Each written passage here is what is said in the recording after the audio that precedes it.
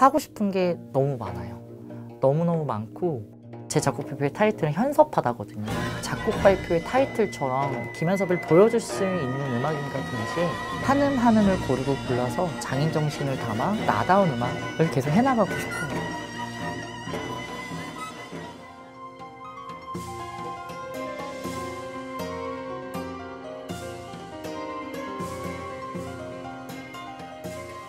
네, 안녕하세요. 저는 삶을 통해서 악을 배우는 작곡가 김현섭이라고 합니다.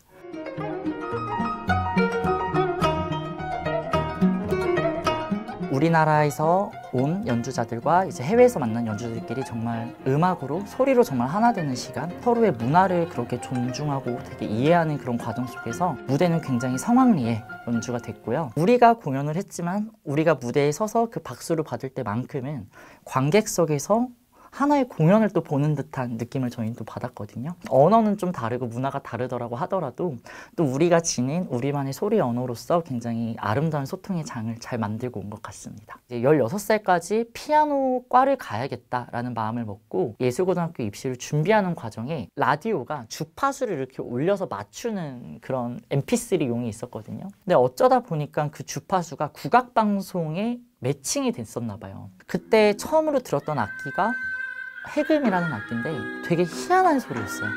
사람이 말하는 것 같은 느낌도 들었고 자연에서 볼 법한 그런 느낌을 많이 준다라는 그런 생각이 들었었는데 그 해금 소리를 듣고 맨날 메트로놈에 맞춰서 정확한 박에 맞춰서 피아노를 연주하는 제 자신을 좀 돌아봤던 것 같아요. 그 해금과의 만남을 통해서 굉장히 자연스럽게 나에게 스며드는 이 음악은 어떤 음악일까? 근데 그게 이제 국악이더라고요. 작곡가 2학년이 돼서 자기의 곡을 발표해야 되는 시간이 있는데 어떠한 주제로 내가 곡을 써야 되지? 고민이 너무 많은 거예요. 아, 잘 모르겠다. 그냥 사랑을 주제로 곡을 써야겠다라고 마음을 먹는 찰나에 거실에서 뉴스가 들려왔어요. 그 뉴스가 뭐였냐면 우리나라 이제 국보 제1호 숭례문이 방화돼서 무너져 간다라는 그런 소식을 접했는데 굉장히 좀 마음이 아프더라고요. 작곡도 기록의 역사라면 역사라는 거를 글로만 남기는 것이 아닌 음악으로 남기고 싶다라는 마음으로 이제 무너진 600년이라는 제목으로 이제 국악 관현악을 썼었어요. 나만의 마음이 아닌 우리 국민의 마음이 아닐까라는 생각이 들어서 지켜주지 못한 미안함을 음악으로 표현하자. 그러고 나니까 국악이 달리 보였어요.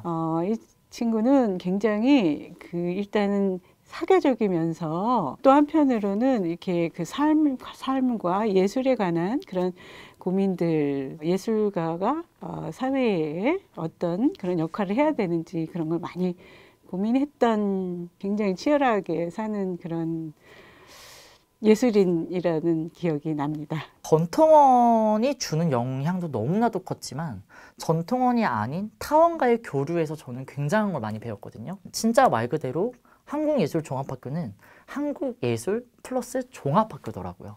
예술이 할 수 있는, 그리고 본인들이 갖고 있는 예술적인 언어를 하나의 언어로 모을 수 있고 또는 그 언어에서 벗어나서 내 소리를 더 낼 수도 있고 이 학교가 아니었으면 내가 없었겠다라고 할 정도로 저는 진짜 너무너무 한예종을 너무 많이 사랑하고 있습니다. 저는 항상 걸어요. 네, 굉장히 많이 걷습니다. 어떠한 테마를 주제화시켜서 그거에 대한 고민을 하고 생각을 하게 되면 10개가 넘는 동시다발적으로 모든 음악이 다 섞여서 들리는 것 같아요, 머릿속에서. 걷다 보면 일단 힘이 빠지니까 릴렉싱이 되고 그 릴렉스된 마음을 가지고 또 생각해요. 10개의 트랙이 반으로 또 줄여지고 더 줄여지는 과정에서 이제 원석을 마주하거든요. 왜 이 소리가 나에게 왔을까라는 그 고민을 또 해결해야 하기 때문에 또 걸어요. 그 원석이 다시 보석으로 가공될 수 있는 이제 저만의 시간이 오는 것 같아요.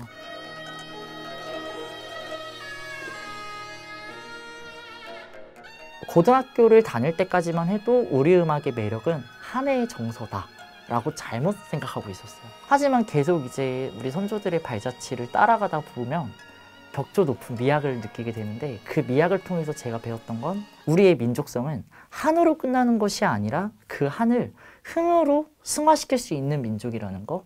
예를 들면 슬프지만 나는 이거를 내가 이겨낼 수 있어. 아팠지만 우리가 극복하면 되지 하는 그런 한을 흥으로 승화시키는 그런 매력이 있다는 거 먼저 말씀을 드리고 싶고요. 그리고 우리 음악이, 전통 음악이 사랑받을 수 있는 가장 큰 이유를 저한테 꼽으라고 얘기하면은 국악기의 소리인 것 같아요. 우리의 국악기 그리고 우리의 전통 음악은 하나하나에 대해서 표현해낼 수 있는 식임새라는 게 있거든요. 평으로 내기도 하고 어떨 땐 얇게 떨기도 하고 어떨 때는 그 음이 하청으로 내려가서 떠는 청이 되기도 하고 굉장히 많은 방향성과 지향성을 제시할 수 있는 그런 악기라고 생각이 들거든요. 모든 예술의 경계나 장르가 무너진 이 시기에서 작곡가 김현섭입니다 라고 표현을 하지 국악 작곡가 김현섭이라고는 얘기를 잘 안 해요. 하지만 저는 우리의 전통과 우리의 국악을 주 무기로 활용하는 작곡가입니다 라고 이제 표현을 하는 것 같아요. 요즘의 작곡가는 작곡의 범주 그리고 뭐 작곡의 장르 경계가 없어야 된다고 저는 생각을 해요. 그렇기 때문에 저 사람은 국악 작곡만 해, 저 사람은 클래식만 하는 사람이야, 저 사람은 실용음악을 하겠지가 아닌 똑같은 작곡가이지만 그 개개인이 갖고 있는 강점, 개개인의 주무기가 다른 게 아닌가 라고 저는 설명을 드리고 싶습니다. 모든 게 다 김현섭스러워요. 성격이 될 수도 있고 음악이 될 수도 있고 이 사람의 어투가 될 수도 있고 이 사람의 제스처가 될 수도 있고 제가 경험했던 일들을 나 자신을 통해서 솔직하게 내보내는 그런 행위들이 제가 갖고 있는 강점이지 않을까라는 생각을 하는데요. 이 시대가 요구하는 어떤 멀티플레이어라고 할 수 있겠어요. 악기도 거의 뭐 모든 악기들을 다 이렇게 하나씩 섭렵을 했던 것 같고 이번에 이제 그 베를린과 또 스위스에서 연주를 할 때도 1인 한 5역을 했을 거예요. 그런데 이제 그런 재능만 있는 것이 아니라 굉장히 고민하고 노력을 많이 해요. 사실 최근에 굉장히 저의 생각을 많이 바꿔놨었던 게 이제 클럽하우스라는 이야기인데 너무나도 다양하고 너무나도 다른 예술가분들을 너무 많이 만났어요. 국악을 알리는 국악의 방을 또 이렇게 운영을 해보니까 내가 그동안 너무나도 무지했던 생각을 갖고 있었구나. 우리 거니까 좋아하셔야 돼요. 우리 거니까 지키셔야 돼요가 아닌 우리 국악도 시대에 걸맞는 예술이고 이게 이렇게도 녹아들 수 있고 이렇게도 보여질 수 있고 국악이 그냥 아름다워라고 말로 표현하는 그런 작곡가가 되기보다는 직접 경험을 선사할 수 있는 먼저 작곡가가 되고 싶어요. 전통을 살리겠다는 그런 올곧은 정신과 또 사람들에게 예술을 통해서 따뜻한 시선으로 감동을 주는 그러한 마음을 항상 유지하면서 대가로서 이렇게 성장할 수 있기를 바라고 또 많이 응원합니다. 저의 꿈은 문화부 장관이 되는 게 이제 꿈인데요. 그리고 우리 음악이 지니고 있는 정말 무궁무진한 그 미학들이 저만 알고 있기 너무 아쉽기 때문에 정말 세계적으로 알릴 수 있는 그런 보탬이 되는 작곡가가 되고 싶고 문화는 어디서든지 소외되면 안 된다고 생각이 들어요. 그게 어떠한 계층이 됐든 누군가가 됐든 문화를 활성화시킬 수 있고 그 문화로서 정말 꽃이 만발할 수 있는 문화의 꽃 그런 마음을 지닌 문화부 장관이 되는 게 저의 마지막 꿈이자 그게 아닐까 싶습니다.